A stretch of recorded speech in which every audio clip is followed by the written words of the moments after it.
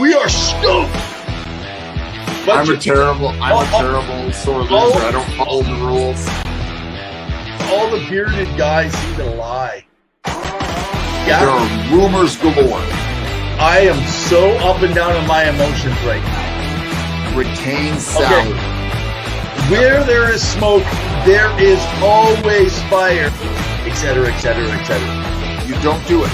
Been there, done that. And we'll get into it later. They know crap about hockey. Come on. Well, I laugh it off.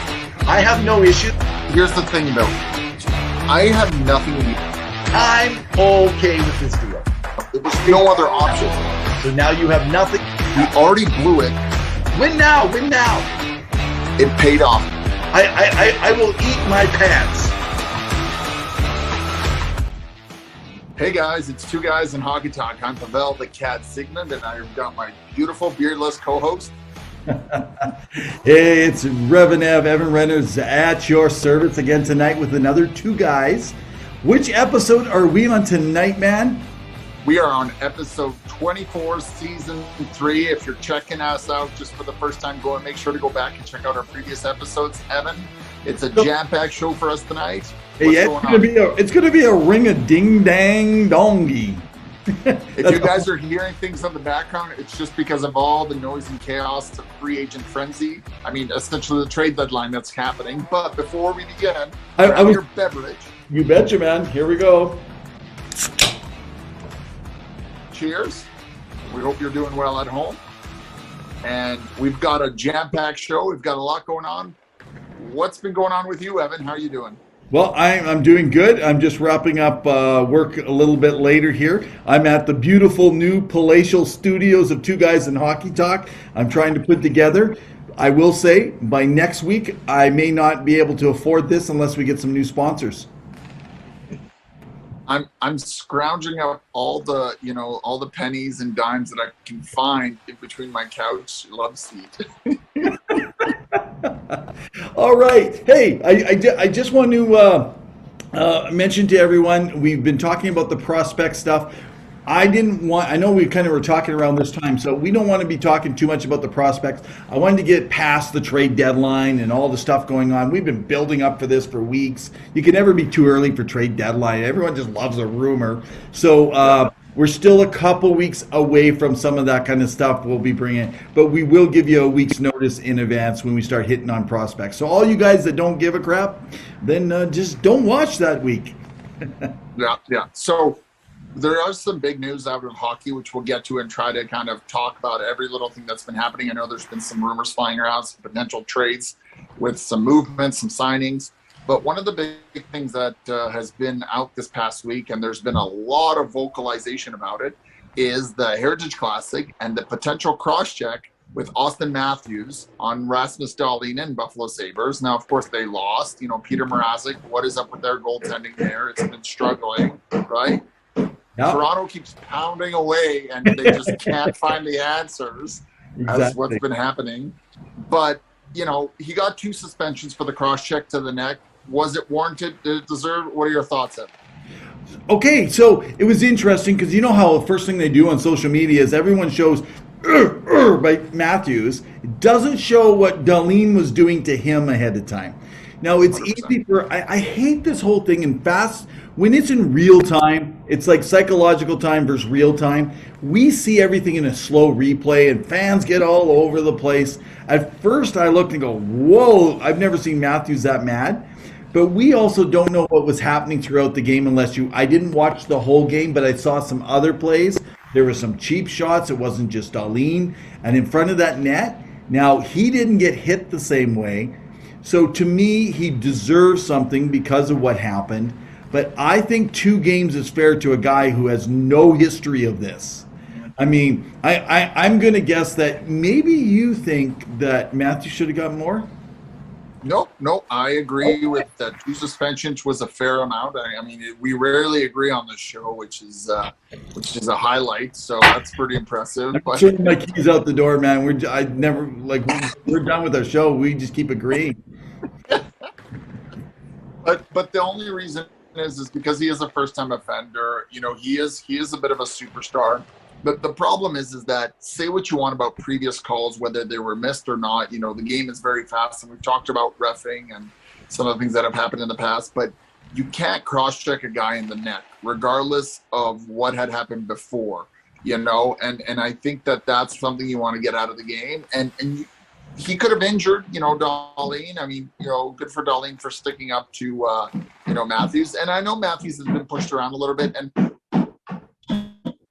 away. And just keep going, man. Yeah. And I know that Toronto isn't really known for that kind of gritty, in-your-face game like a Calgary, like a St. Louis, that really pushes you around, like a Boston, where they, rag you around, playing like a Tom Wilson style. But, he wanted to stand up for himself, and he deserved it. And he went for the wrong spot. Now, we have to remember, Matthews is like 6'3", 6'4", like exactly. He's a big guy. Exactly. And that there is a height difference because, Zdeno Chara did, cross-check, who was it, Max Pacioretty years ago, Montreal versus Boston, that rivalry. And there wasn't really much done after that, even though that injured Pacioretty for quite a while. But, I think it's fair. I think people, need to stop comparing it to what happened with Corey Perry and John Tavares last year, with some of the other calls with Ben Sherratt, who's in the news for trade rumors. What he did to Wayne Simmons. I know there's a lot of calls that are missed. Again, the game is fast. There's a lot going on. There's a battle in front of the net.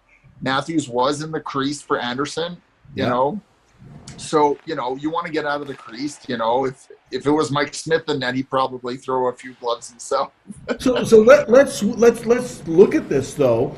I think that this is so timely. Like, what's 2 games to Matthew? I mean, yeah, it can kind of affect maybe, the fact he's going to get a few less goals, 2, 3 less goals maybe because he's not playing these games. But let's think about what can happen when now you know that Matthews will not put up with this kind of crap on the ice with these guys. I mean, I know we're sitting there and we're calling him out, but people are looking at Darlene. It's just he was like this and like this and like this, down low, and they're hitting their backs. You keep hitting a person like that and keep pounding and pounding. I'm just laughing. Exactly. But let's face it. What you need to do is make space. And if we go back to the days when people forget about Mark Messier. Messier would take his stick and he'd stick you. He'd take his elbows and he'd elbow you. And this is a guy who's considered one of the best leaders. He's a guy who's set records around the world, one of the best NHL players to ever play, within top 25 or top, say, whatever in your minds. But I actually think this will help come playoff time. You don't mess with I was going to say Mark Messier. You don't mess with Austin Matthews unless you want to stick to the net because he's prepared to pay the price. Very true. Very true. I think good for him. I sometimes think that some of these superstars, they keep getting pounded on. They don't get protected. And I think defensemen get away with that. And I'm going to go back really quick and just here's my little rant for today. Last year in the playoffs, we kept seeing bang, bang, constantly. Stuff that's called should have been cross-checking constantly in the playoffs. They never called this kind of stuff. And now we're complaining about something like this when players are constantly doing it and getting away with it. And if they get away with it, it's time that somebody stands up for themselves because they're tired of getting hurt. You just don't see it. That's all.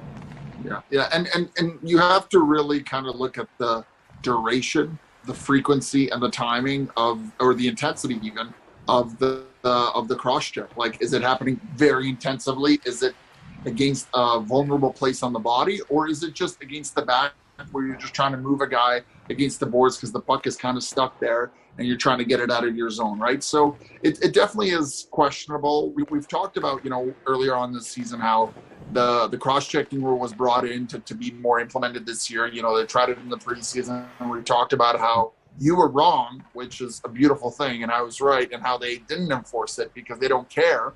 But if you want to grow the sport like the NBA, you got to protect your stars. And Austin Matthews is in one of the best markets out there, and he is promoting the game. He has his own brand. He has his own style, and he is turning into the face of the franchise, just like McDavid amongst one of the others. And he is flashy. He is American. We've talked about that dynamic of being a Canadian versus American in the league and how he shows off. He's got friends with celebrities, right? That being said, you do have to punish that behavior because it's not wrong. However, it comes down to how is the game managed by the refs? And I think that's where it comes down to, where refs need to be accountable somehow for what happens during a game. Why did they call A or why did they call B? And explain that. Even a quick rule. They did it for when they do suspensions, and I think it was under Brian Burke, where they would release a video and say, "Here's Exhibit A. This is what happened. We're gonna. This is why we deem this." They showed the video, right? They showed the video. Yes. Brendan and a little detailed description. Brendan Shanahan, when he came into player safety department, it was that. Sorry, whoever it may have been. I remember it was common. And I think that still needs to happen. Exactly. What happened to, that's why they called him Banishan or something like that it was something kind of weird. But I remember that and I liked it. I could still disagree with it, but it actually here's a good point. Instead of us just arguing it should have been, it shouldn't have been, they actually took a play and you could see how they looked at things differently. And visually, by letting us see why they call it what they did, it actually was entertaining. It actually added to the entertainment of the game. So the safety department brings out and explains all their stuff. I think it was done because they felt they were educating a lot of people outside of hockey markets, regular traditional hockey market. But I loved it, and I think that it should come back, because I want to see how they rate and give punishments for even stuff like goaltenders. When they're goalie interference. Yeah. Like I don't know. I guess not just safety department. I like to see when they make big calls that cost games and to explain behind themselves, but that's never going to happen. So, well, and there was some recent questionable calls in a few games, especially in overtime, where a few missed calls on whether it was too many men slashing, hooking. Edmonton versus Washington, Toronto and Arizona. Austin Matthews again by Jacob Trichin, who ended up scoring the game-winning goal. There was a game between, I believe, the Sharks and Anaheim had four men on, and they ended up winning that game, which, again, costly points at this time of the year. We're in the final leg of the season. Anything could happen. So, reffing, again, is going to be continually a topic of contention for fans. I can't say the same about GMs. Who knows what they're discussing. You guys can give us a call. Any 32 GMs listening right now, feel free to give two guys a call. We always love your insight. But in general, I do want to applaud the NHL for putting on the Heritage Classic. It was a beautiful show, albeit a little cold, I heard from some people who were attended in Hamilton. And for all the Hamilton residents, unfortunately, I don't think you'll be getting an NHL team anytime soon. However, you never know what happens with Arizona, so you can always have a glimmer of hope. Don't start that again. Well, speaking of cold, no one had cold like the original Heritage Classic. Yes. It's funny because it's now about to come back to Edmonton. I think in the famous words of Dwayne "The Rock" Johnson, finally, Lily. The Heritage is coming back. Who is your dream opponent? Who is your dream opponent for Edmonton to face if they were to host the 20th anniversary of that game? It's got to be Calgary for the best opponent. But you know what? I think they're going to go back to the Montreal Canadiens as far as rehashing the very same thing. I really don't want them to do it. There's not a huge clash between those two. It's never been a big history. I don't think anything exciting. I definitely think you got to have a game against Calgary and Edmonton right here in Alberta. That would be wonderful. Yeah, I think that would make it. So on top of that, Toronto's dealing with some goaltending problems. What are your thoughts on Peter Mrazek? We've had Cassidy Sauvé on last week. We've talked about goaltending. What is he doing, and why is he not tending the net? So that's interesting because who is the goalie that got traded over to Frederick Anderson? No, to no, Carolina yeah, Hurricanes. no. I mean, like, yeah. Now Frederick's playing well, right? It's just like he's had a great season, and I mean, everyone thought, oh, Vesna like. yeah. I mean, things change. It's as Cassidy Sobe said on our show last week. You know, when she was talking about, it's like you can't stop a beach ball. You know, and then it's just like everything is the size of a beach ball, and it's easy to stop. You know, a lot of times. And so as a goalie, I agree. We talked about that with Cassidy, that you got to have fun in the game. I'm worried about the Toronto goaltenders, period, that the fun of the game is out because of the stress and the pressure that is put on them. So it's put on by themselves, it's put on by their fans, it's put on by media. I mean, and they know they're limited for amount of time. I think Edmonton runs into the same thing. And so they just stop having fun. Edmonton's massive losing streak, which was totally not predicted in any way of any sort, Up and down. had a lot to do. There's issues, but a lot of it had to do, I think, with just gripping your sticks tight. You can see that with players when they go through a bad year. And goaltenders, I think, are the same. And somehow they got to get out of their own mind. To play out of your mind, you got to get out of your mind. Get it? Okay.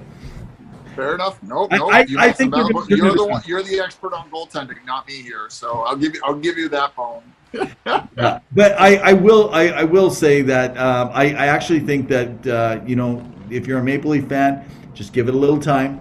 I think they'll work their way through it. They're in a good spot. They have right now is the time to go through these problems in these next 10 games. If they can give them up to 10 more games, and then if they can start building themselves back into the place they need to be for the playoffs, you know, so I think we'll be in a good spot. So, hey, speaking of that, so there's been a bunch of stuff that's just coming down in the last couple days here with trades. I was thinking about Toronto. Are they going to go out and grab a Foligno this year, or what's happening? So what do we know that's happened? So far, well, Thomas Hertl out of San Jose has signed an 8x8, a little bit more with first 3 years of full movement clause deal, and then later on a partial movement clause where, you know, he would dictate where he wants to go. So good for them. I know that there's been some rumblings about Hertl potentially being moved just because of what it is. And I know we're probably going to go through all the teams in the coming weeks here, just kind of going through. San Jose needs that, don't they? San Jose needed to hold on to him for their fans. Because he's a valuable asset to their team. That being said, they have quite a few big contracts on that team, whether it's Carlson, Couture, Brett Burns, you know, that there's some questionable things as to what is it that San Jose's doing. You know, they started the season strong and then they've kind of fallen off. Their goaltending also is kind of mixed. You know, they've had a few injuries and, you know, they're kind of falling where they're kind of in a retool, I would say. But, you know, any San Jose fans, please let us know what your thoughts are, what you'd like to see. It's sounding like Ben Sherratt is heading over to the Florida Panthers. I've got behind me. And it looks like they traded him for a first-round pick in 2023 and a fourth-round pick in 2022, plus the prospect Ty, and I apologize if I mispronounced this, Ty Smilanek. So interesting. You know, this has been talked about by a lot of the insiders, different people. When you trade early, you get a player early, you pay a premium. I am shocked that Sherratt gets a first. I don't think that that's going to make a difference in the play. I think it's an overpay. Like, I like Sherratt. He's a good player, but he's an average player. He's a depth player, and a first round. I mean, they're pushing. They're pushing to make a push on this. But if you wait right up to that deadline, you wait to the end of this weekend, where you're going to not pay the same price. So they're early because they want the player. That's true, but as Bill Zito, as the GM there, he's risking it all. You know, Florida's on a hot season this year. You know, they're really pushing. They've had incredible depth up front. You know, they can really score.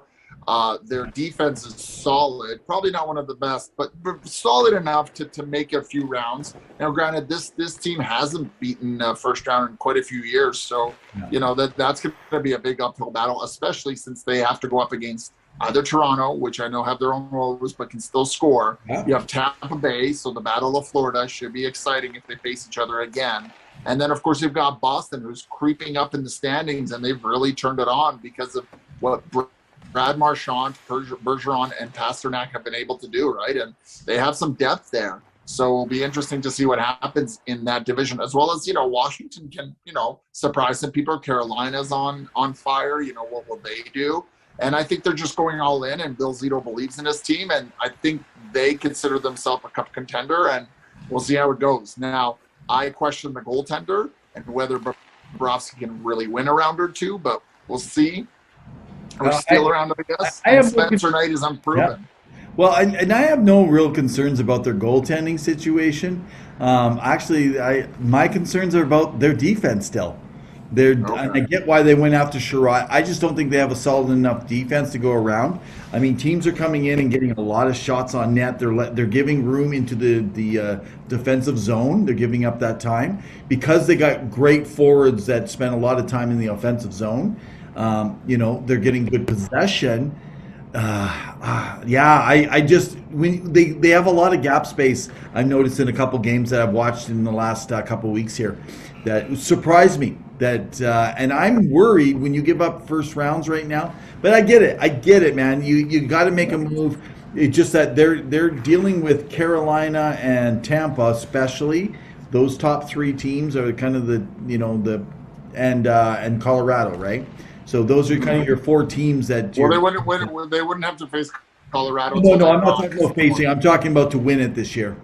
Oh yes, yeah. So. Yeah. Now the other big trade that has just come down the pipes just a little bit earlier is that Seattle traded with Calgary, and Calle Yarncroke is heading over to Calgary with 50% of salary retained by Seattle, but they're sending over a 2022 second round pick, which they got from Florida a while back, 2023 third round pick, and 2024 seventh round pick. So, Calgary is doing a great job fleecing a little bit of Seattle. And what I'm hearing about from sources inside some of the clubs and some of the people, as if I know everything, is that there's not as much emphasis and value on this upcoming draft as there is next year. So I think teams are more willing to part ways with their first round pick this year just because of everything that's happening in the world. Potentially Russian players dropping down to the second, third, if not fourth or fifth, round. And of course, with the uncertainty of what's been going on in the world, not only with COVID, having players, there's just not as much faith in this upcoming draft. So Evan, you're going to lead us through this in the coming episodes and in a future episode, but it looks like Calgary is also building up, and apart from Colorado and maybe St. Louis, I don't really know who can challenge in the West besides Calgary. Man, I think. I mean, you always got your long shots, right? Yes. I mean, you got your Minnesota Wild. You got your, potentially. Yeah. You got St. Dallas Louis is still fighting. St. Louis is my kind of my wild horse or wild card because they're pretty solid. My question for St. Louis is where's the scoring going to come from? They need a scorer. They need and I know Tarasenko's had a solid year, and Jordan Kyrou has been a phenomenal addition. So I will say it's the dark horse, and it's been said many times, and I'm not saying it because I live in the city of Edmonton. Edmonton is a dark horse based on their goaltending. And not their defense. Their defense is what it is. It's going to let up chances. If their goaltending gets hot at playoff time, they have a chance. I don't see them getting into the Cup finals, but I definitely do see them winning at least one or two rounds because of their they have a plethora of guys up front that can literally light it up. And sometimes with hockey, if you just get the right matchups. But I mean, I'll tell you, one thing that I hope doesn't happen is we don't see an opening round playoff of Calgary Flames and the Edmonton Oilers. That is not worthy of a first round. That's a second round, because that would be so sad to have to witness, two teams just giving it all and seeing an actual battle of Alberta right away. That would be the best thing I ever watch on TV, I think. In first round? Yeah. Well, come on. We So had the if you're Battle an of Florida Oilers last fan, year. if you're an Oilers fan, do you want to take on the playoff bound hot steaming Flames because Yes. your Oilers are Yes. out and now it's going to affect everything you do? And if Yes. you're a Flame fan, you don't want to be taking on the Oilers because of the fact that what if they just get hot in that first round and have a good series Yes. to get through, right? So Yes. I'm going to say that I don't think, and if you're an Oilers fan on here, or give us your thoughts. Do you think a first round is good for the Oilers? If you're a fan of the Oilers, I think it's not good. I don't think that they're going to be set up to win in the playoffs when there's less penalties being taken because they're not going to call them, right? Yeah. And I think their goaltending is still too questionable. And there is nobody out there that's going to be better than what they got right now. That's the problem without paying something.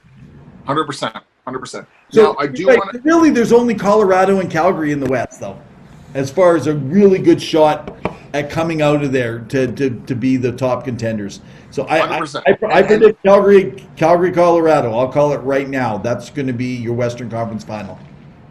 It's hard. They may face each other in the second round. Now, the one thing I will mention, because again, playoffs aren't set in stone, and I don't want certain fan bases to get upset, but Vegas How can may they or may each not other in make the it, second round? They're both first place teams.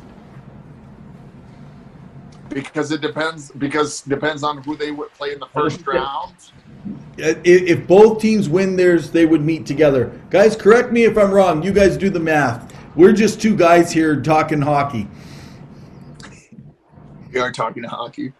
Now, I do want to mention that first, Vegas, they still may make the playoffs, but they have been on a bit of a spiral downfall, and I don't know what's happening. Is this the Jack Eichel effect or whatnot? We just saw Buffalo beat Toronto in the Heritage Classes, and they're going to face off Edmonton, and they've been rolling along, and I think, Alex Tuck has been a phenomenal addition to that team. But Eichel, he made some comments that we can discuss later on. But really, that team is struggling, and it's goaltending. And, they really could use a goalie like Marc-Andre Fleury, and I think it's stupid they traded away for him. I get why. And I know that Chicago's now asking for a first-round pick, even though he was traded for a seventh-round pick. So really, they're going to win on this trade.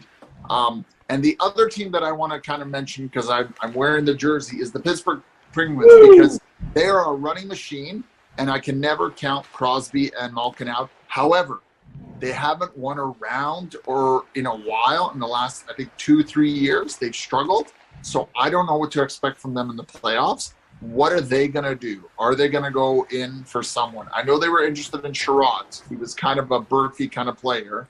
But what will Ron Hextall do? So just FYI, the playoffs aren't set yet. We're just predicting who has the most potential. And I agree. I think Calgary, Colorado are the two best options from the West. But if that is the case, then I really consider that maybe the East will take it again this year. As you predicted, potentially Tampa. Do you know what's interesting, actually, when you talk about the Pittsburgh Penguins and the playoffs and what they need? One of the things that they talked about is they needed bigger D to kind of come in and handle it. And this is really interesting. I don't know anything that's going on behind the scenes. If someone knows, well, they know more than me, I guess. But right now, Mark Giordano, we know he's not going to Calgary. I know he has a bit of a contract still this year, but Pittsburgh has been very creative over the years at finding their own people. But if they could find a way and maybe make a side deal where it could be signing them for another year or two, Pittsburgh does stuff like that, and they've done it over the years. A guy like Mark Giordano and his experience and what he could bring to that that defense on that team, could be so invaluable for them. I haven't heard any rumors, so I just want to state that out right now. It just makes sense if there's a way to move salary. And remember, you're dealing with Seattle, which means they can absorb only half, though, in this case. They can't take, so it would maybe have to be a third team or move. But, man, Pittsburgh's the one team that can trade away people, and they're probably one of the best at developing star players or good role players in the entire league. Yeah. Now, again, what is their goaltending going to be like? Because Tristan Jarry wasn't good enough last year, and Casey DeSmith is your He's typical good this backup. year. He's good this year. That's why they're where they are. Agreed. Yeah. But there's also been some rumblings of the former GM there, Jim Rutherford, who's now out in as an advisor in Vancouver, that they've been interested in John Marino out in Pittsburgh. So would there be a possible trade? No, I can't see it, man. They love John Marino down over there in Pittsburgh. I mean, they would. I think they'd have to be out of their mind to make that trade, unless I guess, what if they can get something for a good playoff run, because they are trying to win with those guys. Yeah, 100%. I guess if they feel like it's going to make a difference. So hypothetically, we're here right now. Let's be an armchair. This is just armchair GM. This is not just us coming up with something. And if we're right, well, then you guys need to hire us out there, all you NHL team. So I could use a new job. Who could, if they want John Marino and they really want to sweeten the pot to get him over there, who could go over to Pittsburgh? Brock Besner or JT Miller. Okay, so let's just say Besner has a contract. It's not due yet, right? It is. This coming. I believe he's an RFA. But JT Miller is a UFA. That is correct. No, he's got one more year. He's got one more year, and then he's a UFA. Miller has one more year, does he? You guys, we'll check this. I'm going to double check while I'm talking. Okay, so what if they need defense? So could they, now they're going to have to send something more back, so we can just imagine this. If you send John Marino and a larger contract and then get one of Miller and or Besner with Tyler Myers, they like to unload him, but he's a big guy. So he's got one more year after this at 5.25, and then he's a UFA, whereas Besner's up this season as an RFA. I was right. I clearly know more about hockey than you do. Yeah, don't brag too much, because you're going to look pretty bad next week when you know absolutely nothing about hockey again. Probably true. Okay, so potentially, I'm saying find someone in Pittsburgh that's got a bigger contract you need to unload. Send them with John Marino as the prime catch. They're going to unload, let's just say, JT Miller, because he could fit in for one more year in Pittsburgh, and bring Tyler Myers to replace John Marino. But you got to remove money on the other end, and maybe someone has to absorb a little cap. One person that I think is on the move, maybe not right now by the trade deadline, but definitely in the offseason, I could see it, is Kasperi Kapanen. He's not been a good fit. Pittsburgh has not been very happy with him. His work ethic, he's been tried up and down the lineup. He was supposed to be a top 6 winger, and, he thrived pretty good as a top 9 winger in Toronto, but, they traded him away. And I know initially there was some bitterness in Toronto about it, but it clearly worked for the better because of what was taking place. And, I mean, who knows what will take place. Now, again, there's so many teams. There's 32 teams that there's so many trades that are possible. Yeah. I mean, we can go through a whole slew of things that could be traded. And there's a lot of rumblings and rumors depending on, where you look and who you listen to. Yeah. So definitely Pittsburgh is one of those teams to keep an eye out. Maybe they low-key do nothing. And sometimes I got to make the argument, and this is my kind of thought process, is that, Ken Holland talked about this last year, where you don't always have to make a trade to make your team better, because very few teams who actually make a trade go on to win the Stanley Cup, or it benefits them in a good manner, right? So is it worth giving up assets for the future in order to win now? Yeah. It depends, right? Like how willing are you to do that, right? Can you find that balance? And that's what makes you an excellent GM. Yeah, and I think that's what they've been balancing for years in Pittsburgh, and it's worked for some of them. But I think Pittsburgh you do need to. Yeah. Excuse me. And the reason I say that is that they need to is because we know that the careers of Malkin, Letang, and because we don't know about contracts next year, but also Crosby, let's just say they're all going to stay there, right? And if they did, they still believe that they can win. You have limited time, so I think sometimes you do have to say, let's just go all in instead of just letting everyone go and trying to get the best assets. Because there's something to be said about players retiring in a city. We're always trying to unload them, say, well, get something rather than nothing. But yet just 3 years ago, right, we're just like thinking that they shouldn't abandon us and shouldn't go somewhere else. And everyone's so selfish. So I really believe that, and this is just me, like Giordano never should have had to leave Calgary.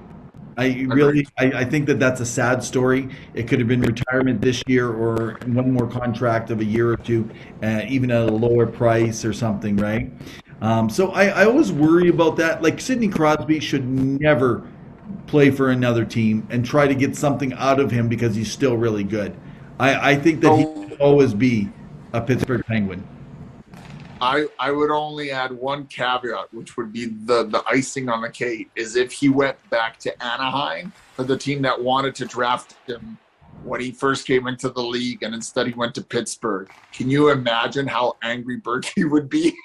Oh, you're talking because of the draft lottery that year. Yeah, because they thought they're going to get Crosby. And, imagine if, Crosby did play in Anaheim for all those years, what would have happened. But really, think about it. If you went back there for just one season, oh, man. I just want to mention before we go into a couple other little things here too is, I'm going to mention it again for the Oiler fans when they're talking about what they're going to do. I know there's a lot of rumors around Kubalik from Chicago. So I've heard things joking saying, oh, that's the extra money we retain for Duncan, so they're going to eat half of the money for Kubalik and send them our way for future considerations, right? Kind of thing. But, but I am going to tell anyone, if they got Kubalik, say goodbye to Yamamoto or Puljujarvi, unless they're going to try and treat them out as an RFA. So it would be interesting. However, just coming back on the defense, without what's out there now, it still sits at Justin Braun and Carson Soucy if Edmonton picks up one defenseman. But don't expect nothing else. The only goalie that will get brought to Edmonton, if there was anything, let me say there could be a potential of a second. The one was Marc-Andre Fleury, and that would be them doing some fancy talking like they did with Puljujarvi and finding a way to convince Fleury to come because he's got a proven playoff. And then the second goalie would be if Dallas says, you know what, we're just going to not worry about this year, and they can maybe pick up Braden Holtby for the rest of the year. That would be the possibility. So I don't think it's going to happen either, but that's the only other thing. Otherwise, Edmonton's better to stick with what they got. I think that they can still go for Vinay Husso out in St. Louis. I believe that's his name. Just because he's a UFA at the end of the year, and they've signed Bennington to a longer term, and that's supposed to be their goalie.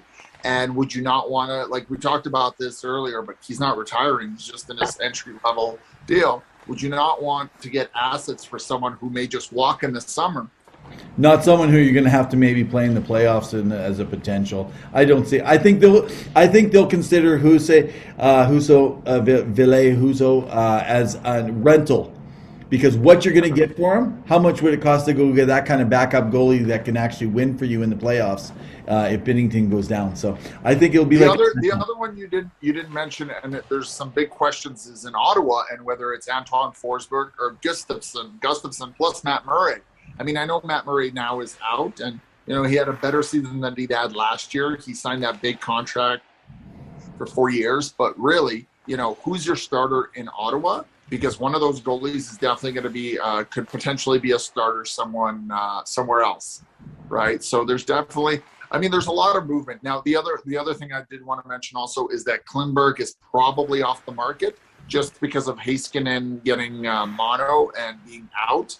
So you can't lose another top-end defenseman and not compete for a playoff spot like Dallas is doing. Okay, so I'm going to come back. You and I are back and forth, and we don't agree on this Dallas thing. Dallas is going nowhere even if they make the playoffs. They're right on that edge, on that end of the playoff. They're going to be a number 7 or 8 team at best if they can compete for what they got. I think that Klingberg is still all about negotiations. And if they know they don't have much chance, then they're going to have to pay too high a price. They're not worried about this year. They're not a team they're not a contender. So why would you worry if you can get something really good? But I will say, if Klingberg goes, this is a first round draft pick and a really good prospect.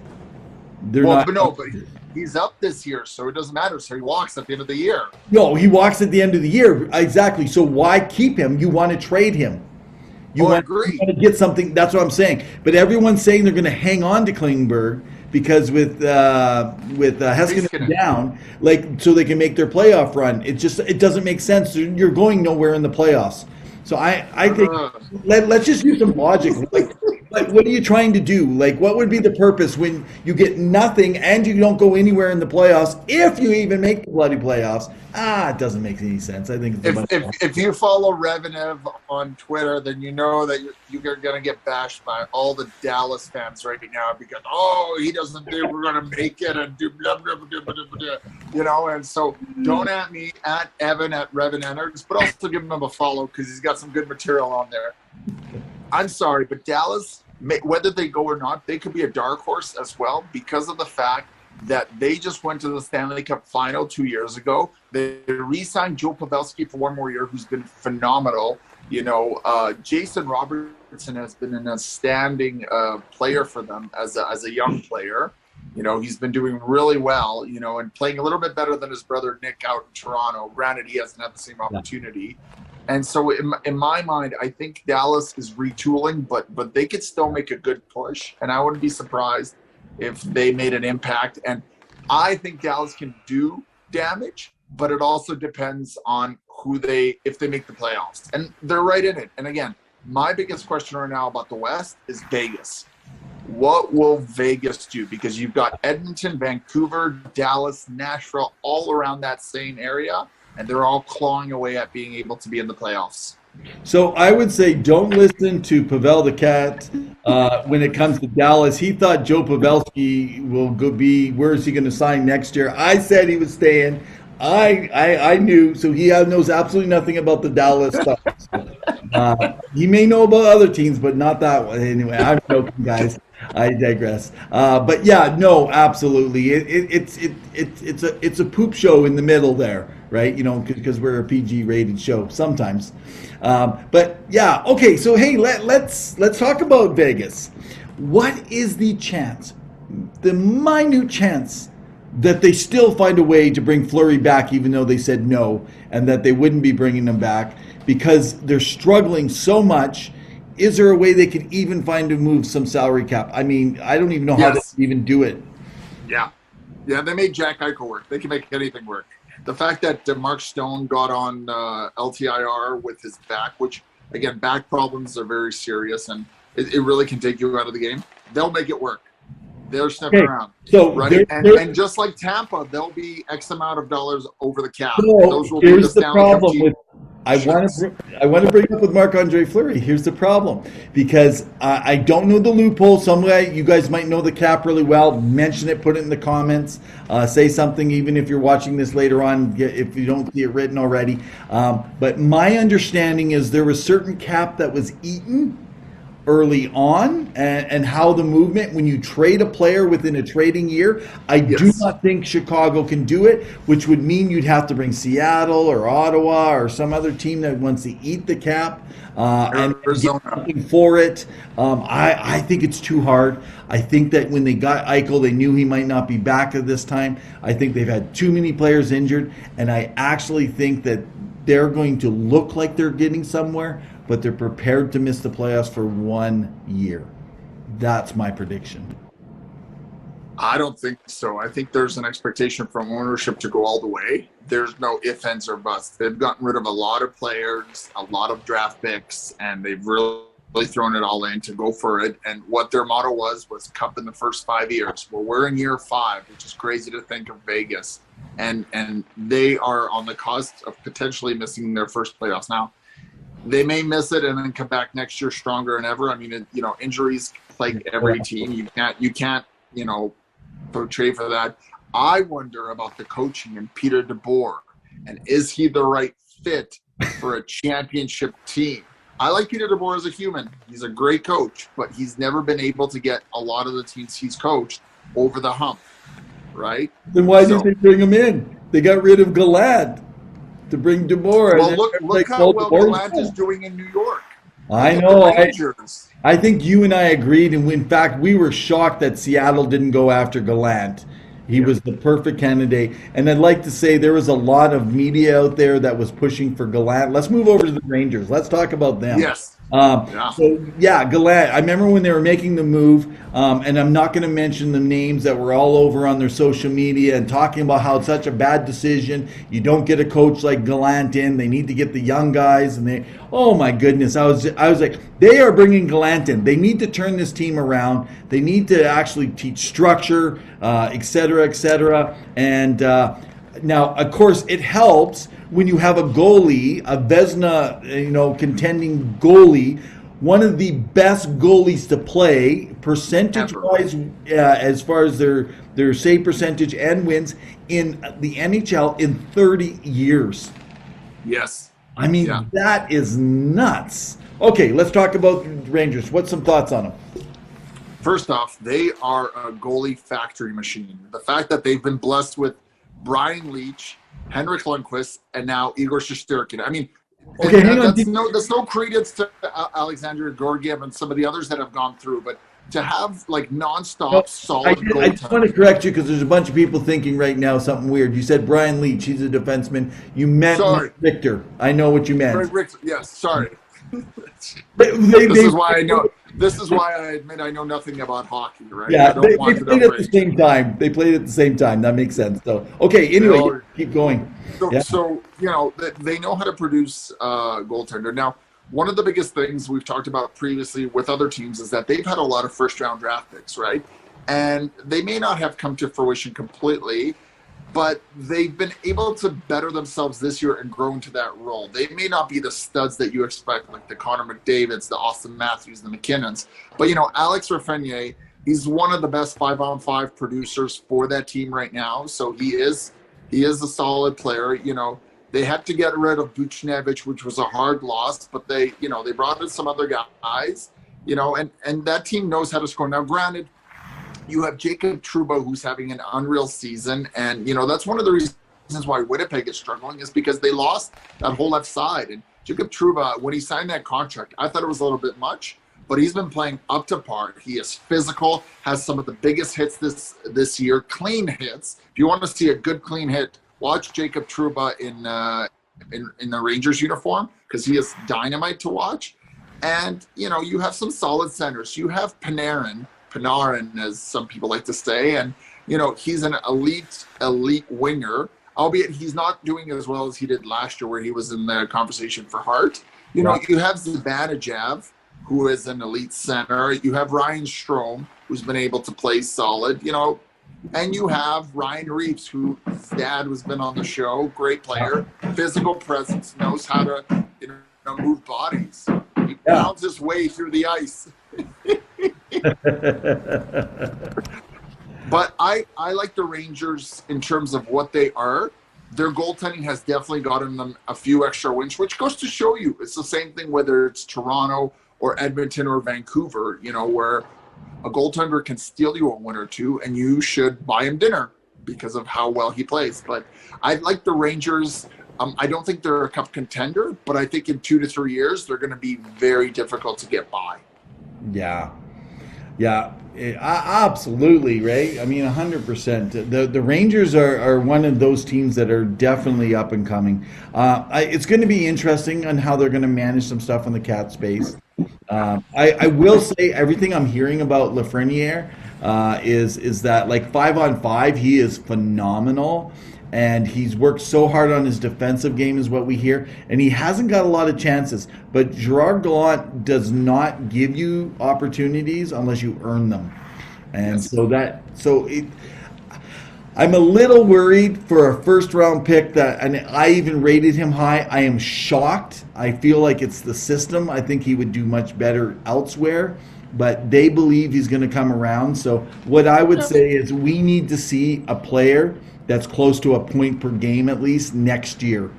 Otherwise, I'd be quite concerned about this player this far in. And I will say this is what I believe COVID did to a lot of development of some of these young guys. I'm even about this year is draft pick Shane Wright, so who's projected to go first overall. The development that he missed out on the other year, it looked really good in the Ivan Halinka when he was playing with a whole bunch of the other guys, but getting back, he was okay, but it just like when you miss that much time, and he played limited over in Europe when he did get a chance to get some games in. So I think that that's part of the thing that's kind of happened with these guys. I'm worried that Capo Caco is kind of the Jesse Puljujarvi situation. He almost needed another year or two of just developing. But interesting. It is so interesting. Finnish players, I was doing a search. I don't have all the stats to give you guys, but going through approximately 100 different players that I did this in the last year here. I went through about 100 different players and just browsing through it, not putting all my stats down. It really looks like Finnish people are the ones for hockey to develop usually around 21 to 23.